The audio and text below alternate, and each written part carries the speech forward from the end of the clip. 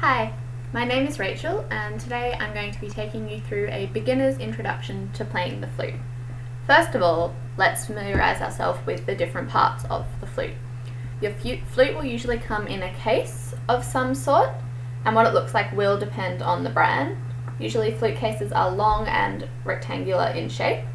Some may have covers to keep the case protected. As you can see, mine has a little bit of wear and tear, which does happen as I've been playing the flute for about 12 years. Once you open your flute case, your flute inside will be split into 3 separate pieces.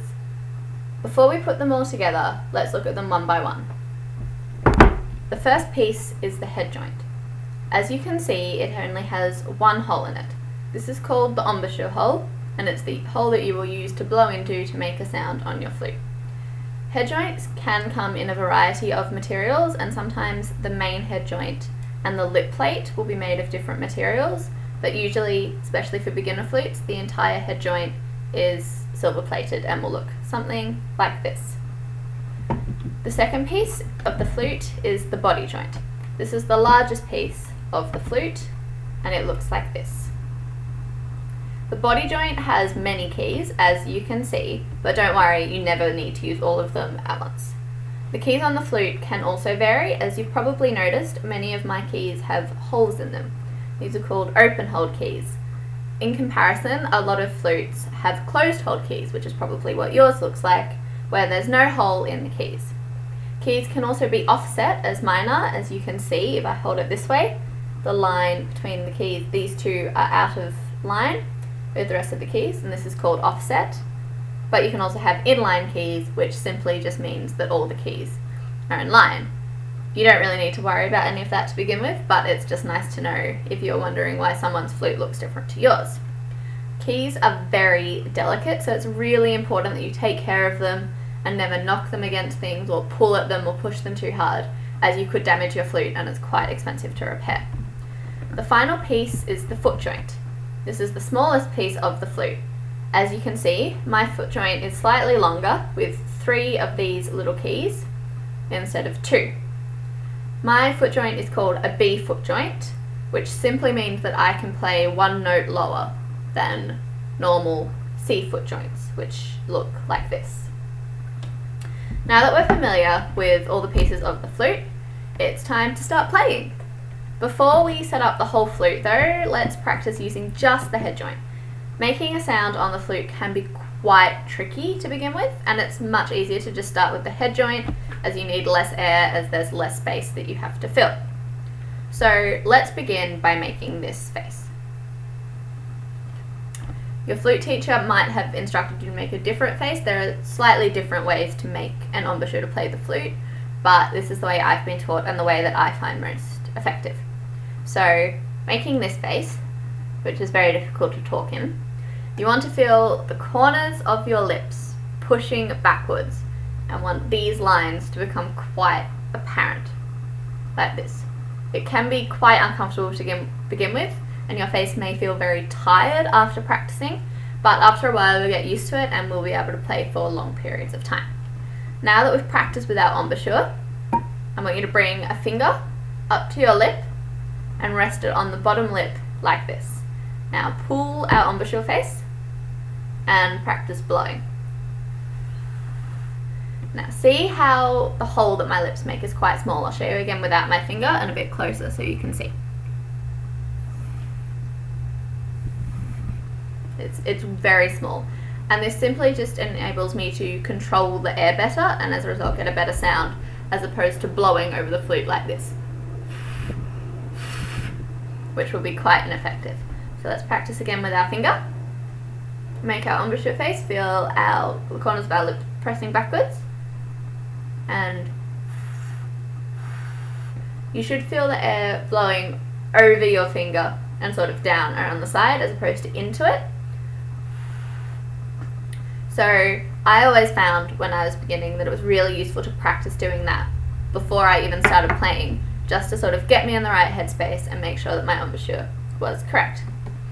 Now that we've gotten used to that, we can start with our head joint. So just like we did with our finger, you want to place the lip plate against your lip like this. You're not sure, as you can see, the lip plate on this side is a lot smaller than the lip plate on this side, and the longer side of the lip plate is the side you want to put on your lips. So you want to be facing this way with the air blowing to your right. Place it on your lips about here. So there's a little bit of space on your bottom lip. If you have it all the way up here, it will be very difficult to play. If I have it here, and you want to have the hole, this hole, facing slightly towards you, but not all the way, as you won't be able to blow. And if it's facing all the way this way, you also won't be able to blow over it. So you might have to move it around a little bit to find the perfect place. Place it on your lip, make our embouchure, and blow.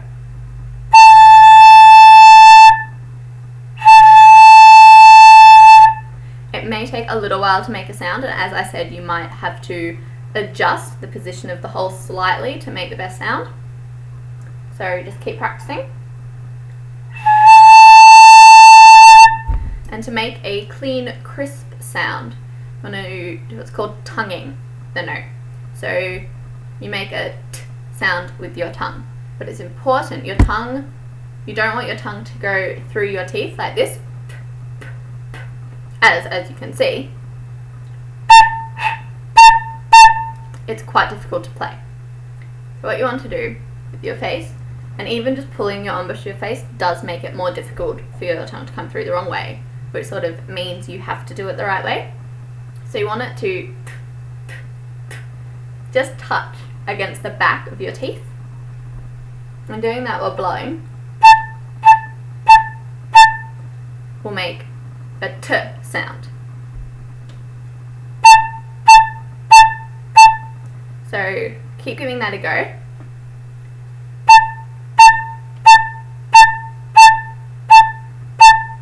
Once you feel you're getting the hang of it, you can use this hand, your right hand,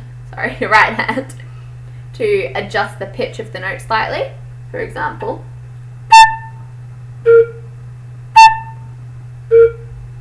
so just using the head joint is a really great way to get into playing the flute, especially if you're a beginner and you're not quite sure. But once you feel confident making a sound using just the head joint, it's time to give it a go with the whole flute. When setting up your flute, it's absolutely crucial not to force the pieces together, as they are all designed to fit together properly, and by forcing them together you could actually damage the body of the flute.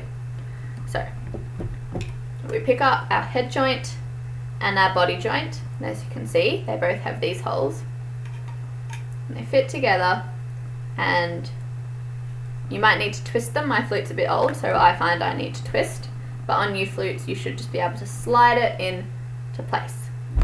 For the head joint and the foot joint, and the head joint and the body joint, what we need is for the holes to line up with your embouchure hole, like this. And then we get the foot joint, and just doing what we did before with the head joint, twisting it gently into place. For the foot joint, you want this line here to begin with to line up with the holes on your body joint. However, you may find when you start to hold it, you might need to adjust it slightly for your pinky, because you can see your pinky sits just here and you might find it difficult to reach. So if you can't fit your flute together, never force it. As I said, consult your teacher, or if you can't see your teacher and there's a music store near you, go to a music store and they should be able to help you, because if you force it you can dent parts of the flute and that's very expensive to repair. So now that our flute is set up, it's time to practice holding it. Bring your flute out to your right hand side like this. As you can see, my left hand is over the front of the flute, whereas my right hand is behind it, like so. Now you want to place your fingers on the keys like this. 1, 2, 3. See how my left hand, this hole in the middle is left free. Also, on your left hand, the thumb key on the back, this one, you want to place your thumb on this key. So that's what your left hand will look like. For your right hand, remember it's behind the flute, rest your thumb on the bottom of your flute, and then place 1, 2, 3, and then finally your pinky on this little key. And that's how you hold the flute. You simply press down on the keys to change the pitch of the flute, which will then make different notes, like so.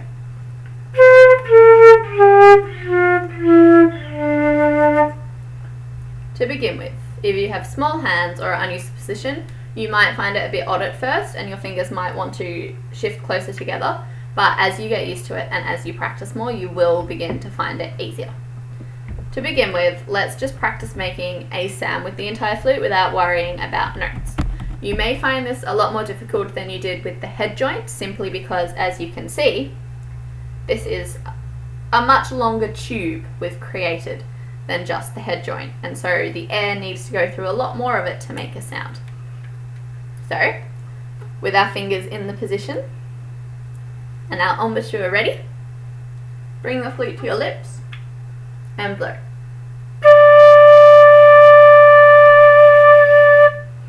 Let's practice together. 1, 2, 3.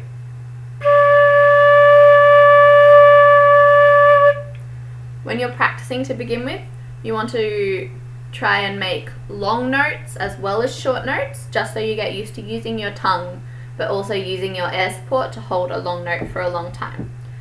It can be frustrating at first if you can't make a nice sound, but the key to it is practice.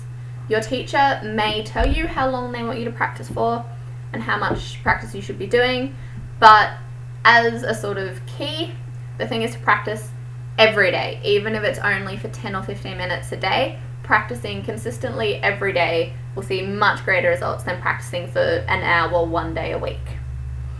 At the end of your practice session, you need to pack away your flute. Flutes can be quite expensive and are very delicate and precious, and the last thing you want is for someone to knock it off your table and damage the flute. To pack away your flute, you simply take apart the joints the opposite way to how we put them together and clean them with a cleaning cloth. This is important as you don't want your flute to be tarnished and you want it to remain nice and shiny and beautiful. With your cleaning cloth, you can simply rub the outside of the flute like this, paying special attention over the keys to make sure you don't push them too hard. You'll also need a cleaning rod, which is just like a stick about this long with a little hole in the end. I don't have mine here, which is why I can't show you. And you'll need to use the cleaning rod with your cleaning cloth to get inside the joints, as you can see. You need to get inside them, but you do need to be careful with this and never try and force your cleaning rod and your cleaning cloth all the way through, as they will get stuck. That's a problem. After you clean it, you simply place the different sections of your flute back into its case, like so, making sure they are around the right way, and then close it. And put it somewhere safe so that no one can damage it or play with your flute. I hope you enjoyed this beginner's introduction to the flute, and happy fluting!